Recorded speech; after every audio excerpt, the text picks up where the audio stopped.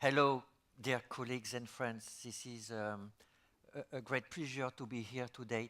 And before beginning, I would like to congratulate the South American Association and the African Association for doing this very important job to make people to be able to be together.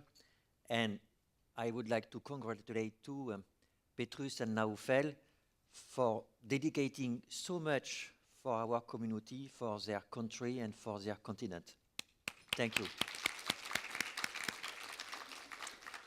So I have no conflict of interest for this presentation. It is Petrus, if I remember well, who suggested the title of the presentation. And I was surprised a little bit because, of course, it makes sense, but he uses the word psychiatry and not mental health. And you know, most often, such presentation would have been nurturing the future of child and adolescent mental health across the globe. And I think we will have a couple of free associations to determine why you use the word psychiatry and not mental health. This will be the core of my presentation because, in fact, we cannot speak about psychiatry without speaking about mental health. And this is something important for our specialty, but also something tricky to explain our job to politicians, to parents, to teachers, etc. But I will begin by the most important thing, which is what is a kid?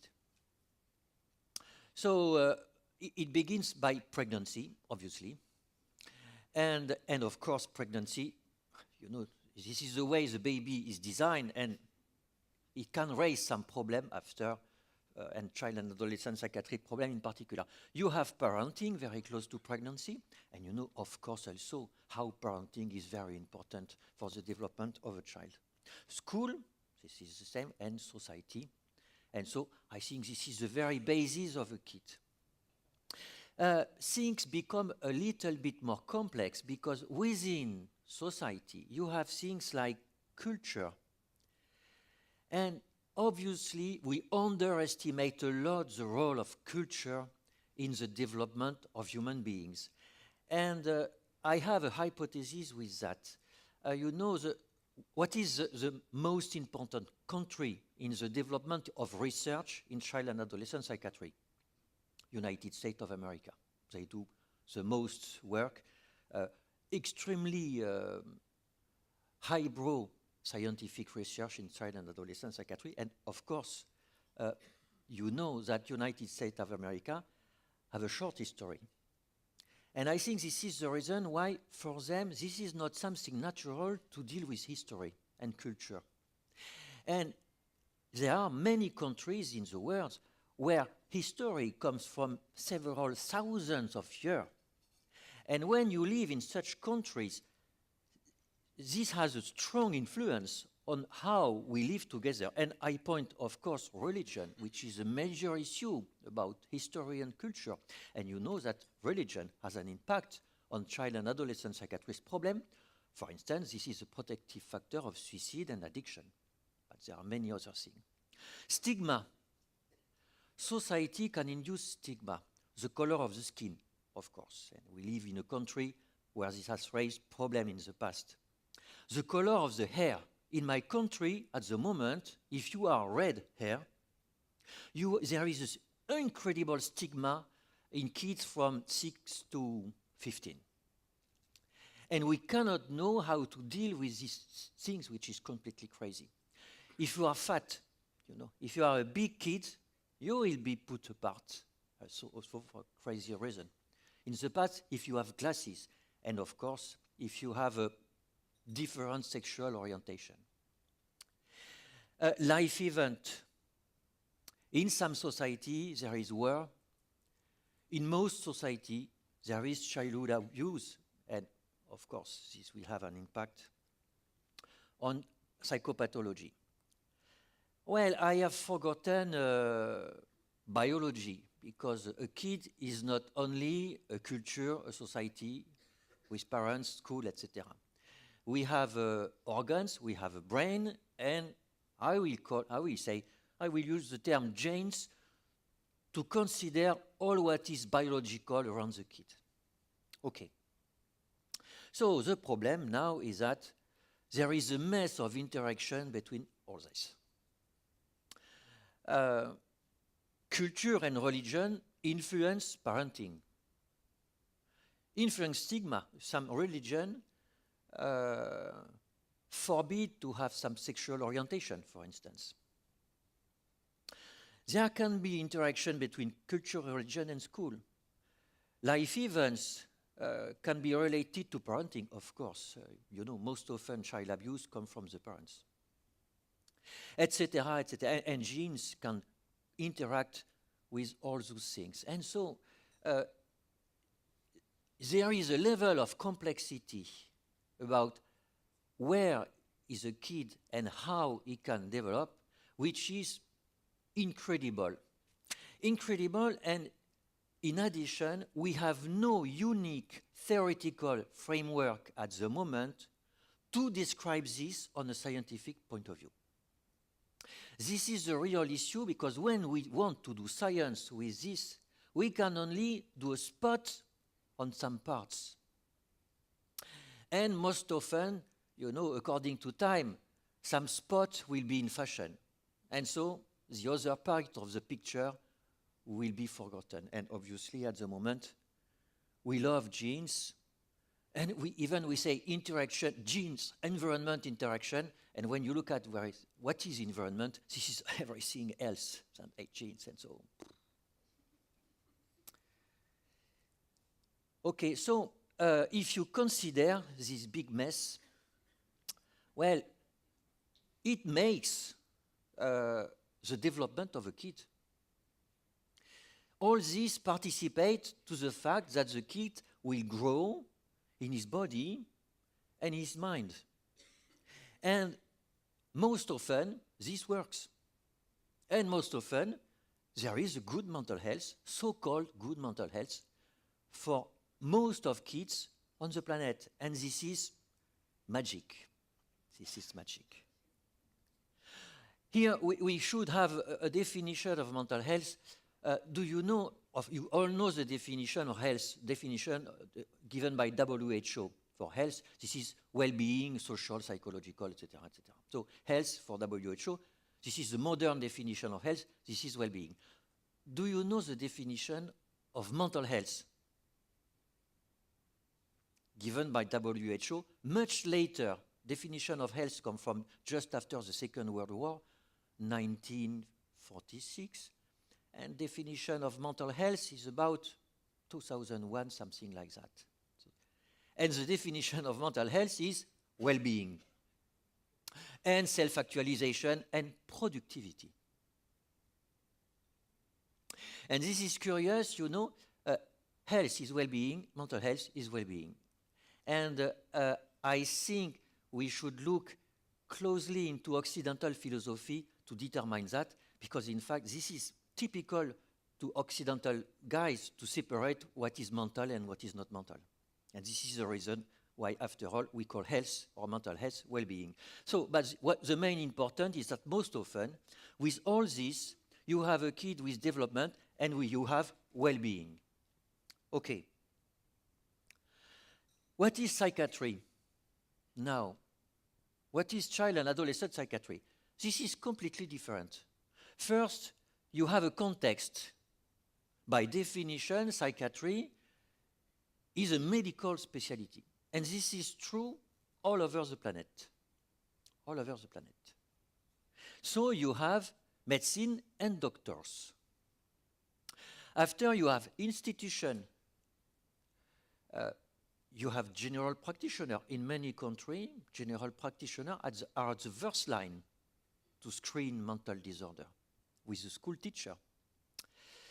You have also something very different, hospital, very strong institution, a closed institution. And you can treat child and adolescent psychiatric patients in hospital, as you know. And in many countries, you have private and public issues, which raises also some very important questions about money. There was no money a priori here, money, of course, in medicine is something very important in all countries. All countries. Then you have a work mode. Many psychiatrists work alone, in fact, in private practice, and they are sad to work alone. They are alone and they see parents and family.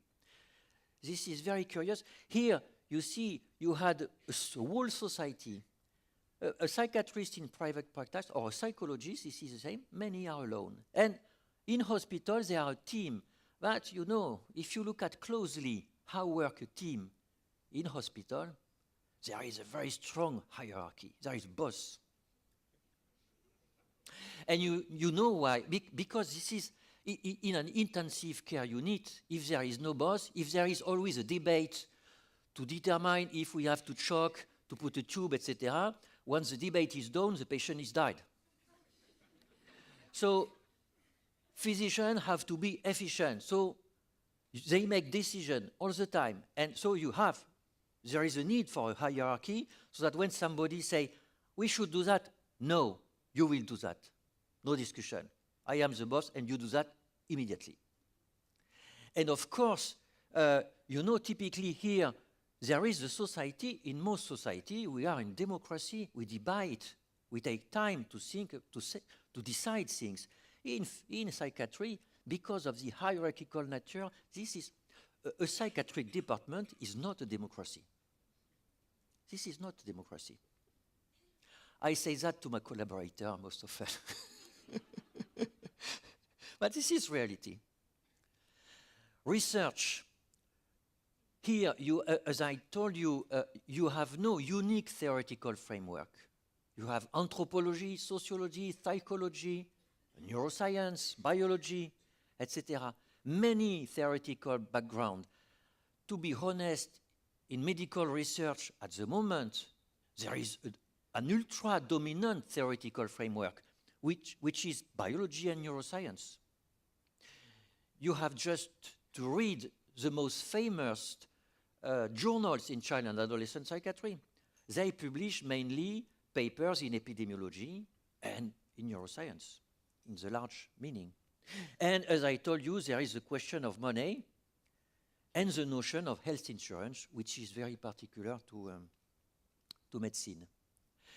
So what is the relation between what is on the left and what is on the right? From time to time, the kids develop and it happens a big problem. I call this a rupture. A rupture, either a phenomenological rupture, this means a rupture in the way the human being, the young human being, feels himself or herself, how he or she experiences life. You know, when you are depressed, when you are a severe OCD, suddenly life becomes a real problem and death even could become an issue, a possibility. And sometimes it is also a sociological issue, and this is a particularity of child and adolescent psychiatry. Most of our patients, when you ask them, when I do that, my consultation, why do you come to see me today? Most of them, they don't know why they come. And the parents say, well, but we have discussed that in the car, and why do you say that? You know why you are here. No, I don't know. I don't know. Because, in fact, they feel good. You know, many kids with ADHD, at the beginning, they feel good. They feel good. And this is a sociological rupture. It will be the parents sometimes, but most often the teacher or the parents of the other kids. Many teachers told me, well, you know, I teach for 20 years. I have seen many kids. This one, he is different. You know. This is the definition of a rupture. And once there is such a rupture, kids come to see psychiatrists. And nowadays, there is a big question, you know, of course, all these participate to a bug in development and to the fact that they become patient. But today, there is a big question, is there a specific place, a role of biology to make a kid, a child and adolescent psychiatric patient? This is a real question. I don't think we have the answer at the moment, and I think it depends on the disease. I think it depends on the disease, but mostly I would say that biology play more a role to psychiatry than to mental health. But this is a personal point of view. Well, what happens? In fact, what happens, and which makes things more complex, when you treat a patient inside the medical society, whether you have a private practice or whether you are in hospital. This is within an institution. But of course, we need, and this is our role, we need to deal with the school, with the parents, with the priest sometimes. I had to discuss with priest, you know. Because the kid, when we leave the institution, the medical institution, if we want that development becomes still harmonious, we have to interact with the whole society. And so you have some kind of circle, you know. There is psychiatry. We have to make the development solid and harmonious. We have to interact with the whole society, and the whole society will contribute to development, and hopefully this circle at a given moment will make that this arrow between development and child and adolescent psychiatry will disappear, and we call that recovery. And sometimes even the development reach a plateau when the kids have 18, 19, they become an adult, and they go to adult psychiatry. And so they disappear from the circle, and it can raise some issues. This is called the problem of transition, which is also a problem for the future of child and adolescent psychiatry. Okay, so I arrive to things more concrete. So, nurturing the future of child and adolescent psychiatry across the globe. Okay, how to nurture? First, we will have to deal, because there is something outside psychiatry and inside psychiatry, we will have to deal with both aspects. About outside psychiatry. First, of course, what are the main evitable risk factors of child and adolescent psychiatric disease? Life events. Early trauma is a huge risk factor of psychopathology. Of course, we cannot evitate war, unfortunately. But it is our duty to say to politicians that when they do war, when they expose kids to war or to trauma, this is their responsibility for the future of their nation. So we cannot do much things about that, but we have the duty to do the most because these are the most important evitable risk factors. After, you know that we have to deal with parents. This is clinical common sense. You cannot treat a patient without dealing with parents, without helping parents to deal with the patient after you have delivery, your treatment or your care. And this is even evidence-based. You know, many parenting interventions have proved to be efficient. And also, you have to deal with the teacher, because a kid lives about 6 hours a day in most countries in school. And so the teacher, what happens in the classroom is something very important. And most often, you can interact with teacher because they have a certain level of education. So you can speak about things that they should do, not do, and you can explain why. But, in fact, of course, life events, parenting, and school, this is important. But nowadays, we have to deal with the whole. Why? Because we never realize enough that our societies at the moment are experiencing some huge change that are destructuring themselves. And of course, it come in a big part from the internet, from social network, etc. You have tensions between history, culture, the fact that you should have a boyfriend or a girlfriend in this way. And when the youth are on the internet, they see pornography and they can go on Facebook and they see that you can be gay or not, you can be everything what you want. And so there is huge tension between what you see, which is possible on the whole planet, and what your own society asks you to do. And this is, for the first time, this reaches an intensity which is unbelievable. And even it makes a split sometimes between the parents, the grandparents, and the kids. Many parents have no access, no real access to the internet, to social network, and they cannot understand what happens to their kids. And so this raises some parenting issues, which are bad, as we have seen that before. Okay.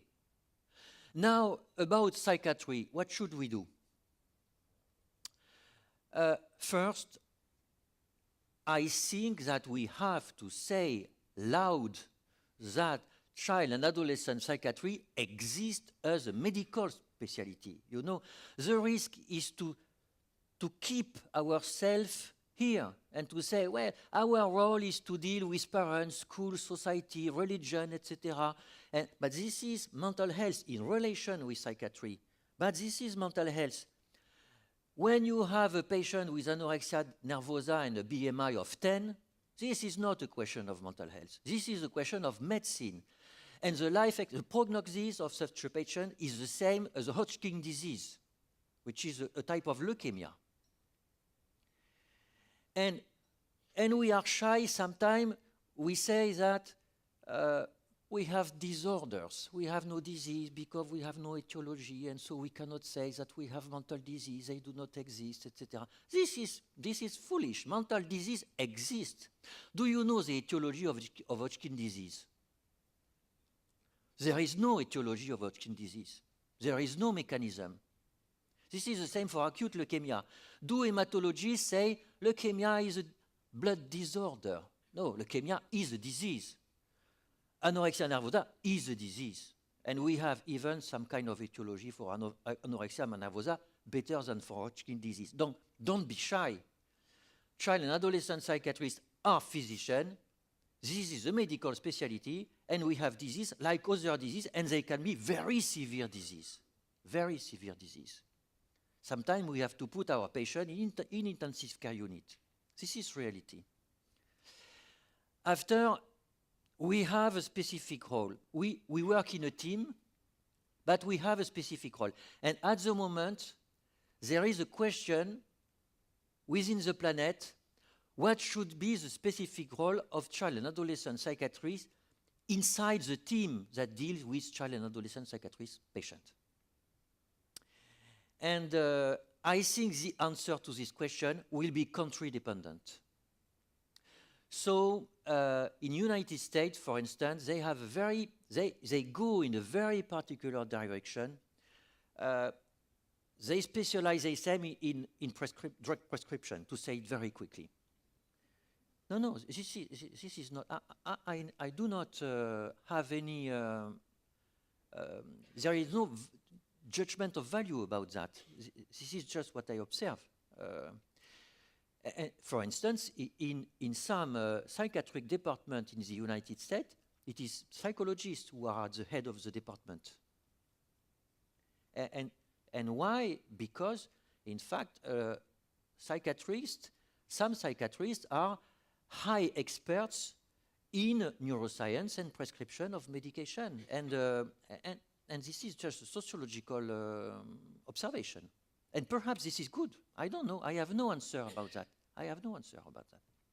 But in all our countries, we have to discuss all together between a nurse, social worker, psychologist, psychiatrist, how we have to organize our department. Because at the end, there is a hierarchy. And the notion of task switching, you know, is a key word, very important, because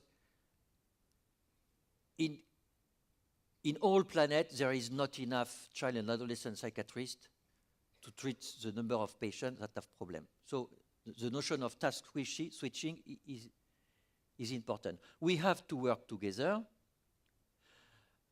within the team, but outside also, we have to work with the society, as I told you before, and we have to work with adult psychiatry because we have to realize that many of our patients have chronic disease, and one day they will be adult, and sometimes we are not at ease with that. We have to promote research, and I have been very enthusiastic, as I told you yesterday. I have been very enthusiastic to see the poster because you do good research. Of course, you can discuss about methodology, about sample size, about money, etc. But good research is the research that goes from neuroscience to what people experience in their life. You have to go from one to the other. And yesterday, this is exactly what I saw. And so, congratulations. And money, because without money, we cannot do anything. And sometimes it is a taboo. We don't want to speak about money. But we have to speak about money. We have to speak about money. And we have to say to politicians that money should be allocated within the field of medicine according to needs. And these are the needs across the planet. These are the years lived with disability of kids between 5 and 14. And you see that in all continents, mental disorders are in the second or the third position. And of course, there are studies about that. The investment, the funding given by government is not in accordance with this figure. Once again, because nobody realized that the prognosis of anorexia nervosa is the same as a skin disease. So this will be, and of course, you have to organize your healthcare system with the notion of sustainability. You have to be reasonable. You can want that in your country, the best should be proposed to your patient, but you have to deal with reality. In some countries, there is a lot of money. In Switzerland, for instance, they have a lot of money and they do great things. And okay, kids are lucky to live in this country, sure. In some other countries, we have less money. This is reality. So we have to organize the healthcare system with this amount of money. This is sad, but this is reality. And this is my last slide, my conclusion. Remember that we who are dealing in the field of child and adolescent psychiatry, we are working on two legs. One leg in medicine, one leg in the society. And there is some kind of thought and paper about that, which is called development.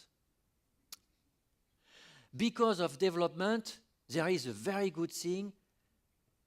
You can do just a little thing, and the patient will be better because of development. They can move, they can change. So if at a given moment you do the right thing, because they change, they will be better. And our colleagues in adult psychiatry, they have not that. This is a very good part of our job. The bad part is that we have to be very cautious because they move. There is an emergency.